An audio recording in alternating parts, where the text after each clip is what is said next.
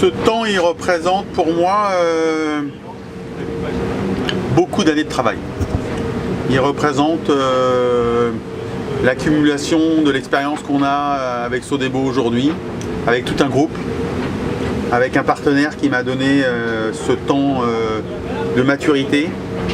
Et c'est l'enchaînement de ce qu'on a fait cet hiver avec ce record aujourd'hui de l'Atlantique Nord qui me fait réaliser la progression qu'on a eue. Et ça, c'est pour un athlète, c'est très important et ça me fait vraiment plaisir pour moi et pour tout le groupe. Alors, quand ça marche, ça va toujours bien. On est plutôt... j'ai un sentiment d'un soulagement en fait, que c'est tenu jusqu'au bout et que j'y sois arrivé, que ça ait bien marché, qu'avec Jean-Luc on était vraiment bien en phase.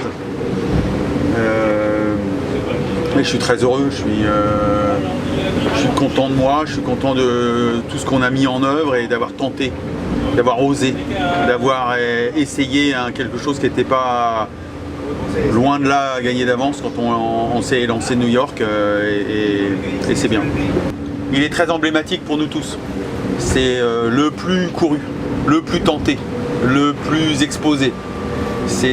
Déjà au départ c'était une route commerciale. Quand Charlie Barr il arrive et qu'il bat ce record, tous les bateaux, tous les ans, début du siècle, qui battaient leur record ou qui étaient les plus rapides, ils étaient sûrs de vendre leur cargaison.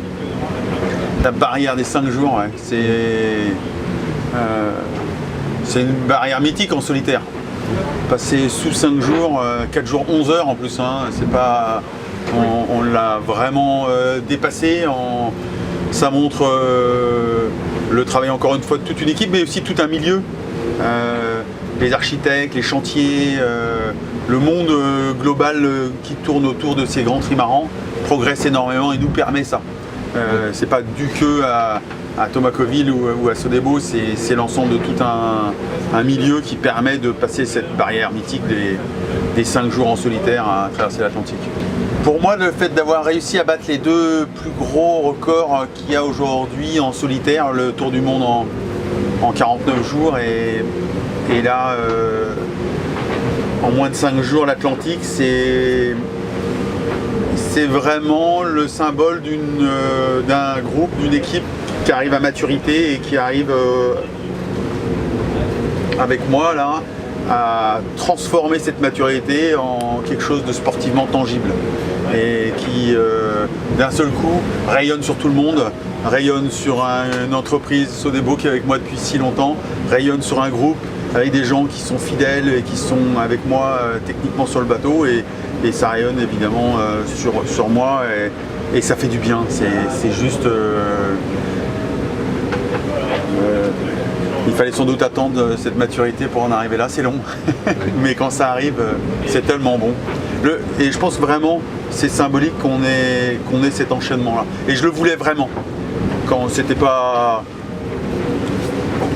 obligé de le faire, je le sentais, je l'avais en tête, je voulais vraiment le tenter, je voulais vraiment l'oser. Parce que justement je voulais avoir cette progression et cet enchaînement entre les 2 plus grands records majeurs. Physiquement c'est super engagé. Je dirais c'est l'intensité par rapport à un Figaro de ne pas dormir du tout, ou quasiment pas. En 4 jours, je ne sais pas combien j'ai dormi, mais si j'ai dormi 3-4 heures, c'est le grand max. Après je ne sais pas très bien, je ne maîtrise plus combien de temps. Les bateaux vont très vite, sont très puissants. La moindre erreur peut être vraiment fatale. Et on est sur le fil du rasoir tout le temps. Donc physiquement, c'est aussi un challenge exceptionnel. On va dans des retranchements physiques qu'on ne peut pas avoir ou qu'on ne peut pas oser sur un tour du monde. Parce que la récupération ne serait pas possible. Là, le fait de savoir que ça va potentiellement durer que 4-5 jours, et bon, bah, tu donnes tout, et tu offres tout et tu espères tout. Et ça c'est très galvanisant. Et mentalement, en partant de New York, j'étais très fort dans ce que je voulais et dans finalement cette légèreté que j'avais de l'oser. J'ai tout de suite essayé d'oublier la référence ou le temps que j'avais à battre. J'ai pas cherché à à connaître si on était en avance ou en retard. Je sentais les choses et c'est ça que je voulais. Et avec Jean-Luc, on a été dans cette attitude-là tout de suite. Et ça change tout. Mentalement, je me suis senti tout de suite dans des dispositions qui me permettaient d'envisager la chose. Je suis entre 30 et 35 nœuds sous grand Genneker, grand voile haute, dans la brume et dans la nuit. Et j'ai l'impression que je perds la notion quasi de l'espace. Et je suis dans un état second de ne pas avoir dormi. Et tout ça, ça se mélange dans une image